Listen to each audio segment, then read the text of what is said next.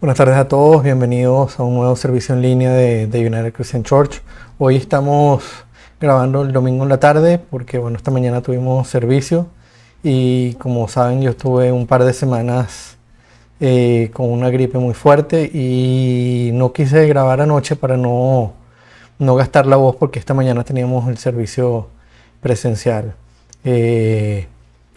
Hoy, en vista de este tema de que todavía la voz no me dura mucho, no vamos a continuar todavía con la serie de sermones sobre el libro de Job.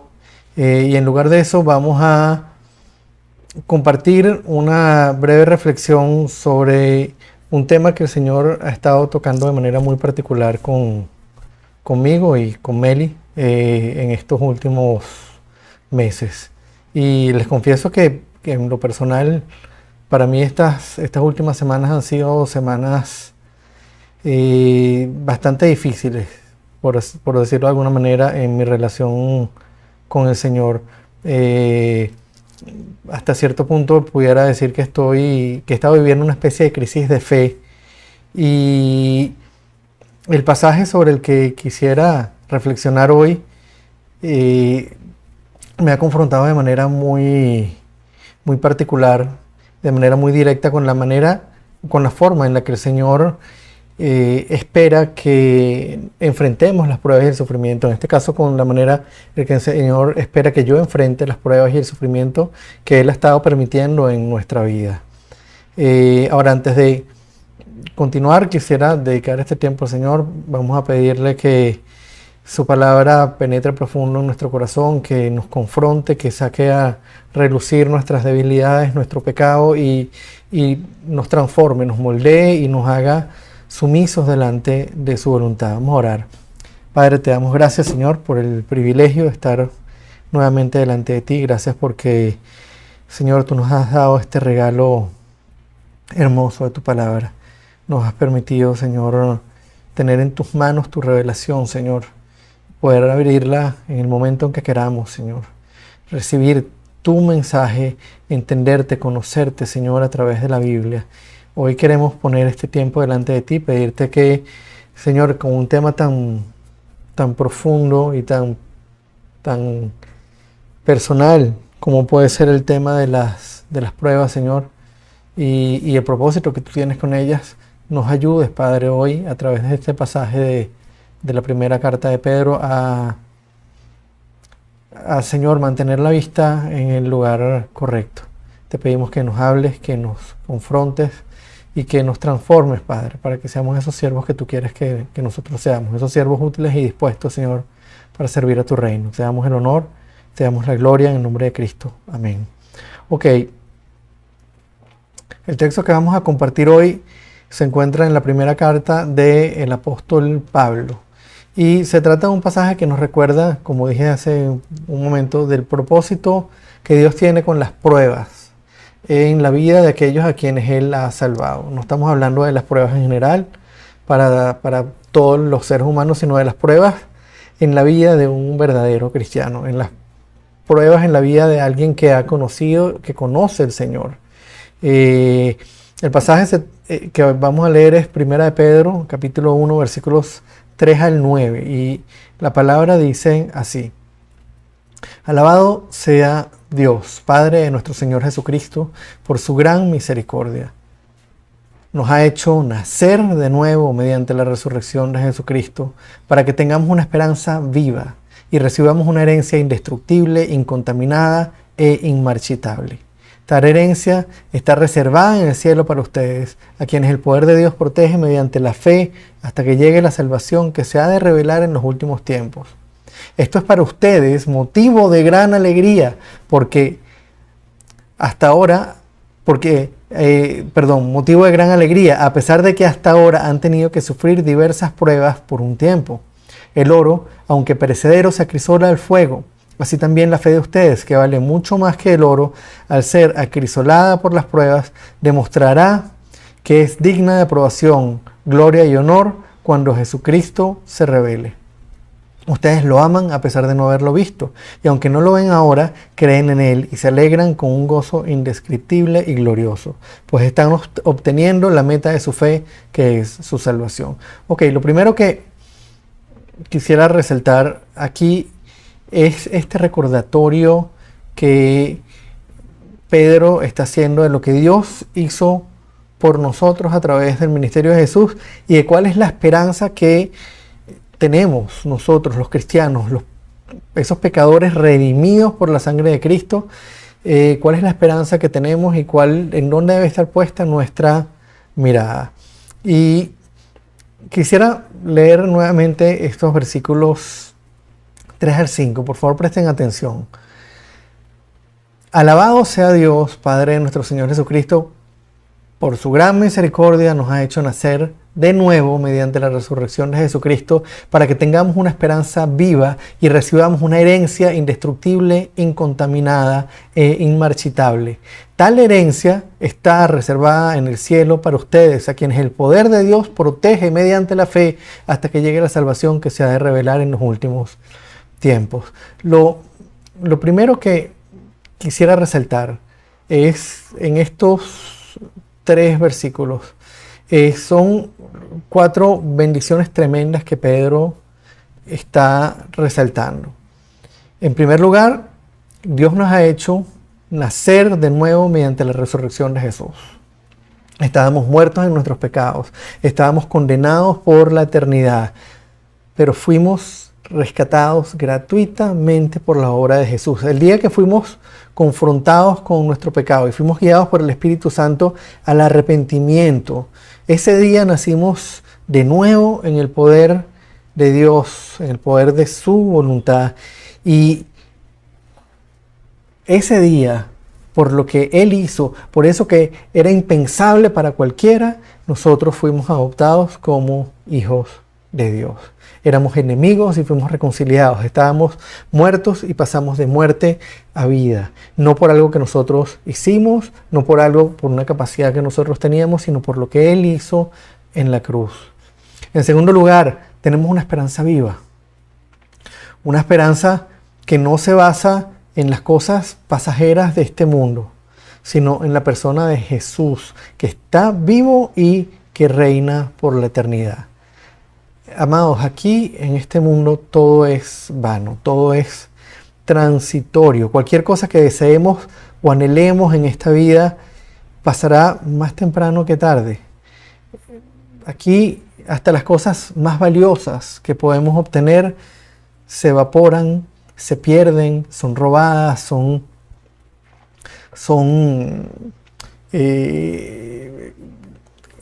vanas.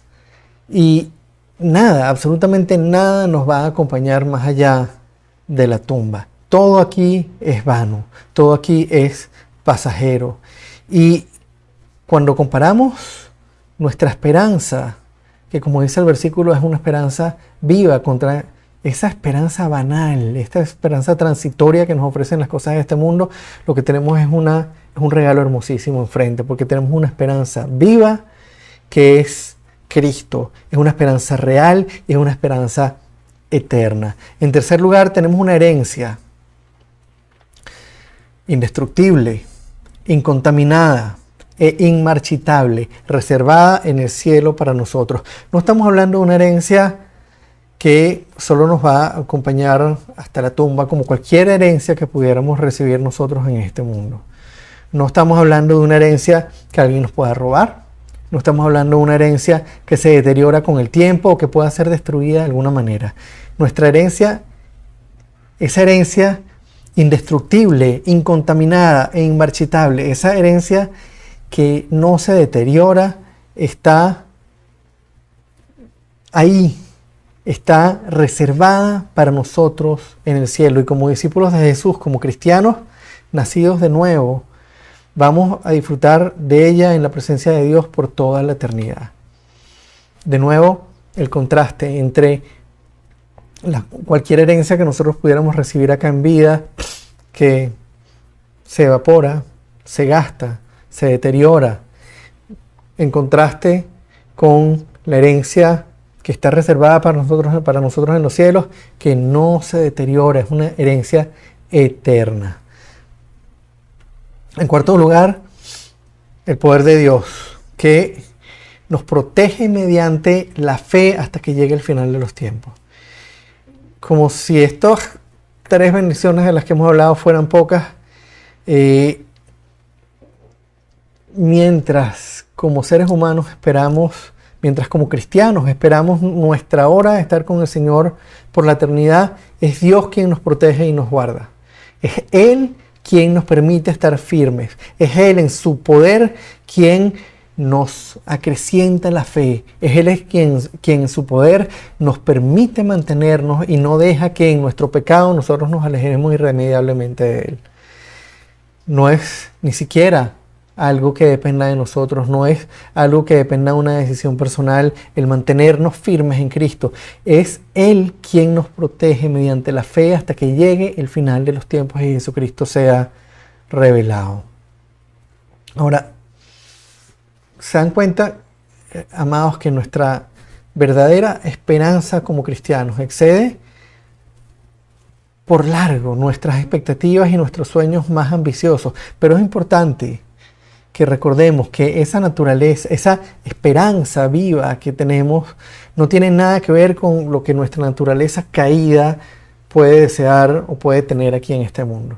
Esa esperanza eterna es una esperanza, esa esperanza viva es una esperanza eterna, es una esperanza reservada para nosotros en los cielos, pero nada tiene que ver con lo que nuestro pecado desea, nada tiene que ver con lo que nuestra carne, con lo que nuestra naturaleza caída desea de este mundo. De hecho, nuestra vida aquí en la tierra va a estar siempre marcada por una lucha, por un conflicto entre la voluntad de nuestro Señor y los deseos de nuestro corazón caído.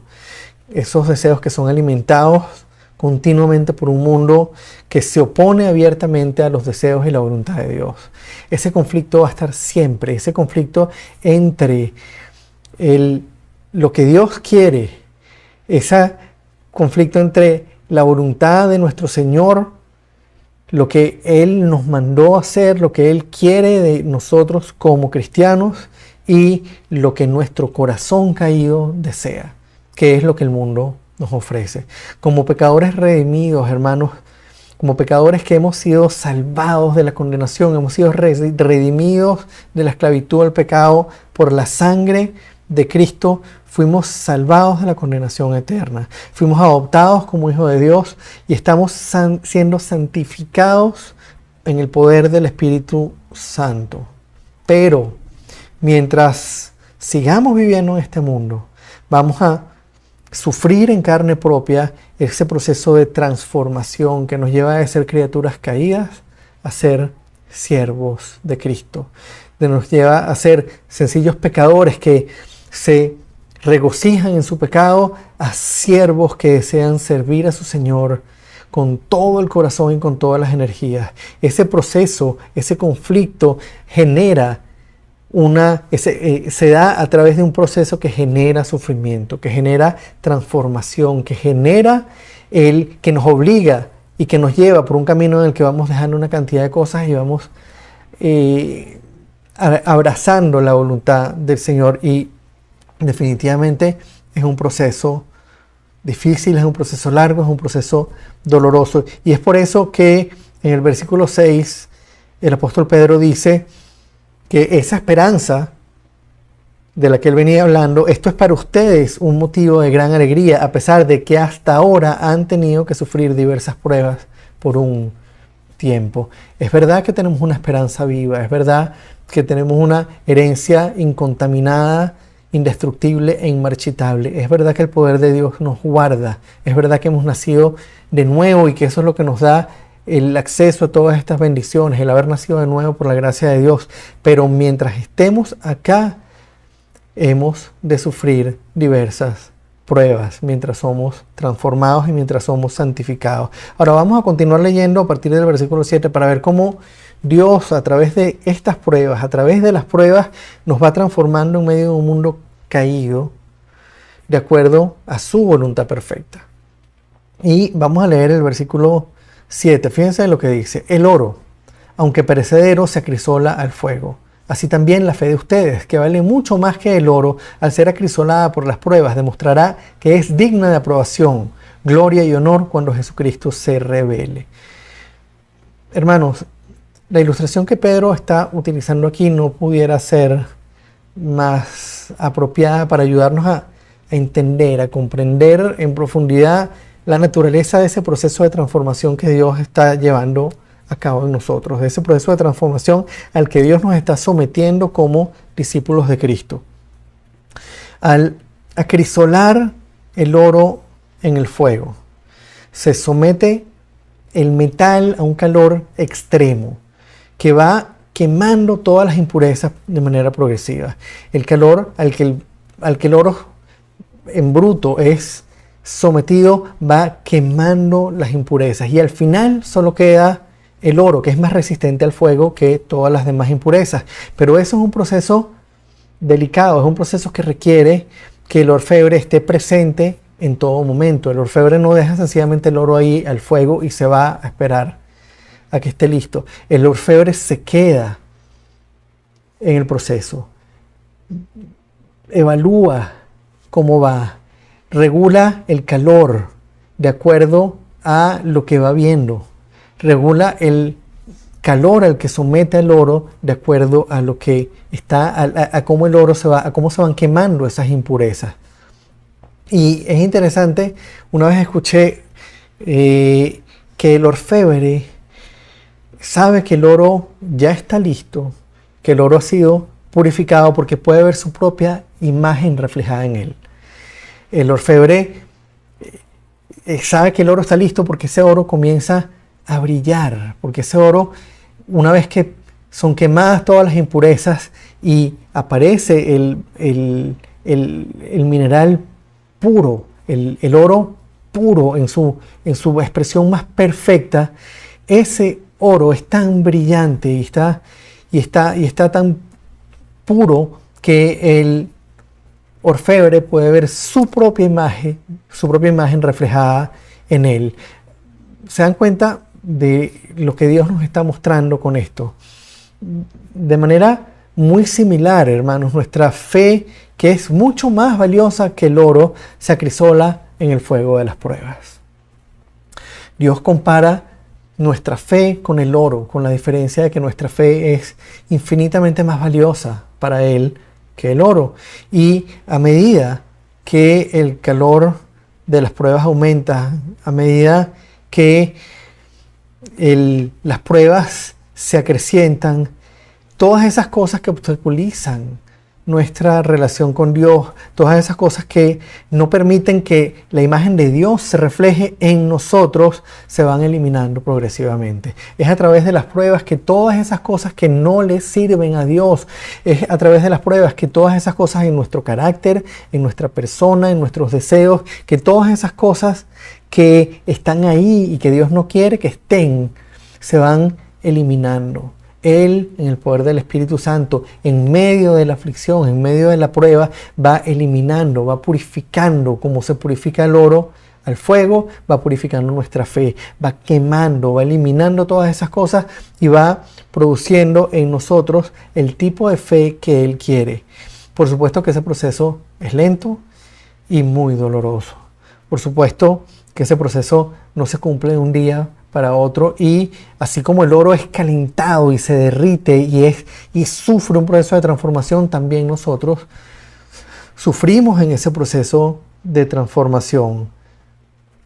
Pero sabemos que aunque el proceso es lento y es doloroso, Dios está siempre allí, como está el orfebre, controlando el calor y supervisando cómo va todo el proceso, de manera que el producto final sea lo que Él quiere. Él está continuamente llevando de la mano, controlando y supervisando el proceso, de modo que cuando todo termine, su imagen podrá verse reflejada en nosotros con toda claridad. Y nuestra fe demostrará que es digna de aprobación, gloria y honor cuando Jesucristo se revele.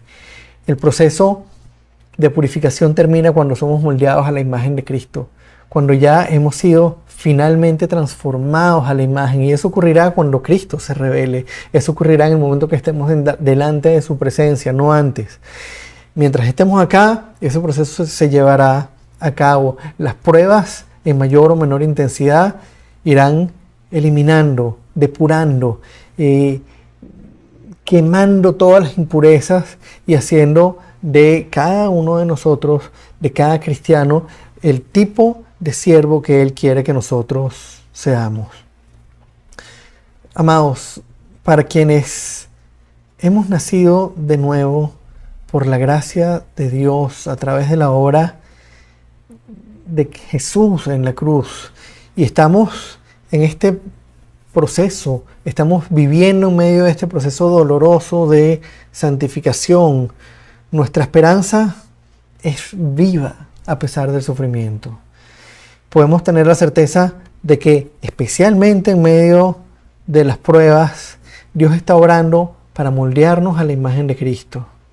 Y eso, junto con todas esas bendiciones que ya expusimos, debe llenarnos de gran alegría. No somos víctimas de las circunstancias, no somos víctimas de un Dios que quiere castigarnos o que quiere sencillamente ponernos a sufrir. Somos participantes en un proceso de santificación en el que Dios a cada uno de nosotros, a cada cristiano, nos está llevando de la mano, a cada uno a su ritmo, con pruebas específicas para cada uno, para que nuestra fe sea depurada y nos convirtamos en los siervos que Él quiere que seamos. Pedro culmina en los versículos 8 y 9 diciendo: ustedes lo aman, hablando de Cristo, ustedes lo aman a pesar de no haberlo visto, y aunque no lo ven ahora, creen en Él y se alegran con un gozo indescriptible y glorioso, pues están obteniendo la meta de su fe, que es su salvación. Estamos en un proceso que va a culminar, hermanos, en estar en la presencia de Dios por la eternidad. Estar en la presencia del Padre por la eternidad, en la compañía de Jesucristo, luego de haber sido moldeados, luego de que en medio de todas las circunstancias que Él utiliza para el bien de aquellos que lo amamos, seamos moldeados a la imagen de Cristo y Él sea el primogénito entre muchos hermanos, como dice Pablo en Romanos 8.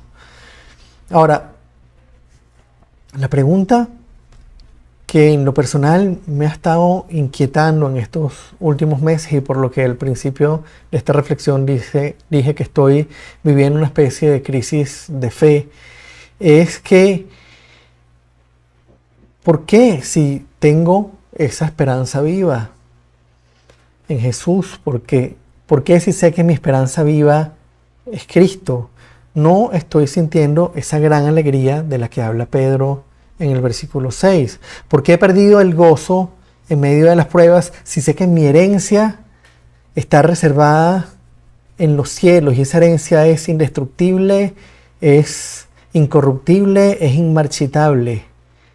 ¿Por qué, si sé que mi herencia está ahí y tengo la certeza de que Dios está obrando para moldearme día a día a la imagen de Cristo, pierdo el gozo? ¿Por qué en este momento no logro ver con claridad cosas que en otro momento eran tan claras? ¿Por qué en unos momentos puedo enfrentar las pruebas con gozo? ¿Por qué en unos momentos puedo enfrentar el sufrimiento con la certeza de que Dios está obrando y en otros momentos no? ¿Por qué esa dualidad? ¿Por qué si Pedro dice que eso es motivo de gran gozo, por qué hay momentos en los que no tengo gozo delante del Señor? Hermanos, creo que Dios nos dejó este texto a través de Pedro, que Él puso este texto, entre otros, en la Biblia porque conoce nuestras debilidades y sabe que una y otra vez llegarán el punto en que las pruebas van a ser tan fuertes y el calor va a ser tan intenso que nuestra mirada se va a desviar de Él y vamos a comenzar a dudar. El Señor conoce nuestro corazón, conoce nuestras debilidades y sabe que cuando la prueba se hace demasiado intensa, la tendencia natural del corazón caído del hombre es voltear la mirada, quitar la mirada de Él y poner la mirada en el mundo y comenzar a dudar. Una y otra vez vamos a poner nuestra atención en los problemas, en las circunstancias y en el alivio temporal que el mundo nos ofrece a través de la vanidad y los placeres de esta vida. Y vamos a perder de vista la esperanza viva que tenemos en Cristo, que aunque no lo podemos ver, creemos en Él, pero a fin de cuentas es una esperanza a futuro. Vamos a quitar la mirada de esa herencia indestructible, incontaminada e inmarchitable que está reservada para el cielo, que está reservada en el cielo para nosotros, y la vamos a poner en esa recompensa que es destructible, que está contaminada y que es pasajera, y que es lo que el mundo nos ofrece.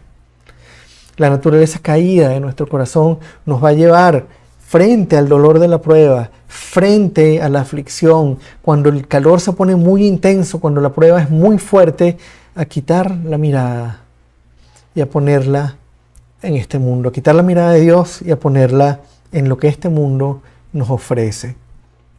Y no sé en qué punto estarán ustedes en este momento. No sé si ustedes están pasando por una crisis de fe, como la que he estado pasando yo estas últimas semanas. No sé si ustedes están enfrentando pruebas tan fuertes que los están poniendo a dudar y que los han puesto a quejarse y a pedirle a Dios una solución en lugar de pedirles ser transformados a la imagen de Cristo. No sé si en este momento ustedes están firmes mientras están pasando una prueba. Lo que sí sé es que Dios nos dejó este texto porque nos conoce mucho mejor de lo que nosotros nos conocemos. Y sabe que necesitamos de su palabra para retomar el camino correcto y mantenernos enfocados en cumplir su voluntad. Es a través de la palabra que Él nos encamina, es a través de la palabra que el Espíritu Santo nos redarguye, es a través de la palabra que el Espíritu Santo nos permite enfocarnos en la voluntad de Dios y va generando un nuevo carácter y va generando y va quitando las impurezas en medio de las pruebas y nos va mostrando cuál es la voluntad de Dios. Hermanos, hoy quisiera invitarlos a que meditemos en estos versículos de Primera de Pedro y nos preguntemos si en medio de las pruebas, si cuando estamos atravesando las pruebas lo hacemos con el gozo que Él quiere que lo hagamos, si cuando enfrentamos las pruebas lo hacemos con la mirada puesta en Él, en esa herencia imperecedera que está reservada en el cielo para nosotros, en que hemos nacido de nuevo y que somos hijos de Dios, en que quien nos guarda no es nuestra propia capacidad ni nuestra propia voluntad, sino Dios mismo, que no permite que nos alejemos definitivamente de Él.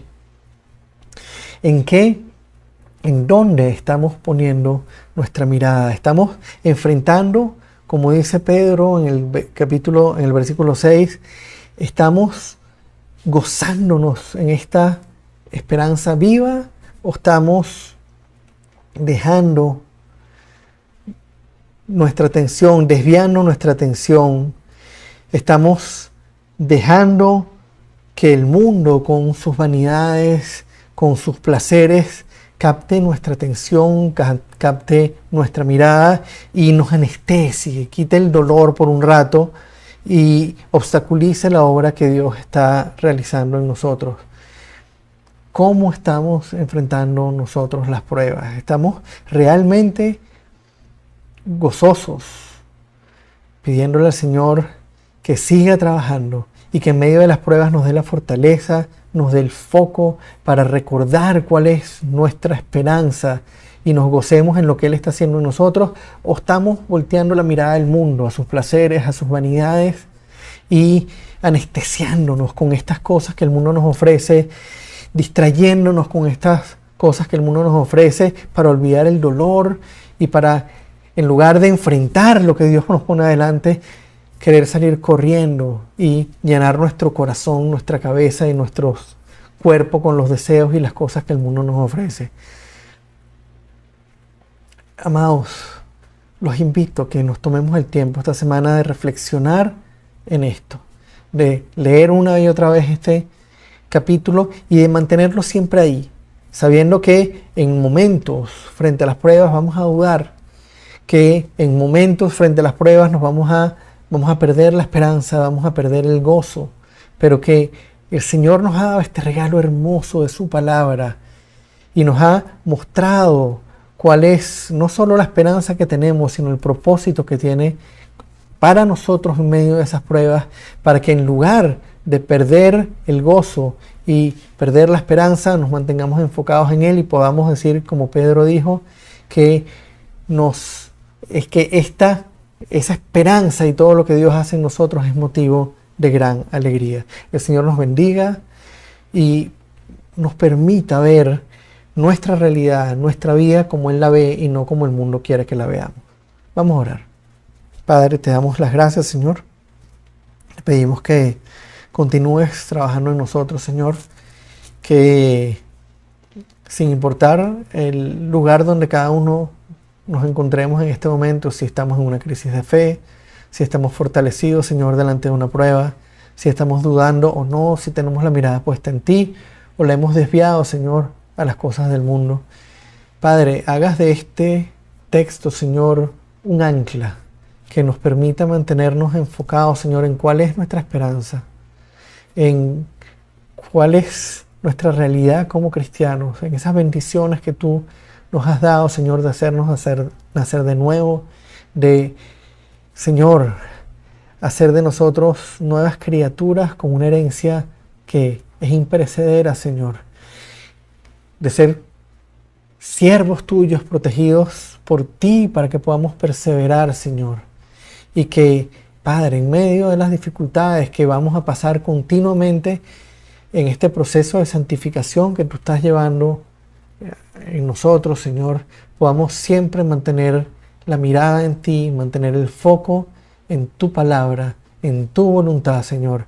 Y a la mínima aparición, Señor, de la desesperanza o la tristeza, acudamos a tu palabra, Señor, para recuperar el rumbo, para retomar el rumbo correcto y dejemos de estar, Señor, fijándonos en los problemas, en las circunstancias o en todas esas cosas que el mundo quiere ofrecernos para aliviarnos el dolor. Te damos la gloria y te pedimos, Señor, que hagas de nosotros cada día siervos más fieles, más dispuestos a servirte, más humildes delante de tu presencia, delante de tu palabra, y que seas tú, Señor, siempre el que guíe nuestros pasos, sea tu palabra la que ilumine nuestro camino, Señor, y sea tu imagen la que se vea reflejada en nosotros.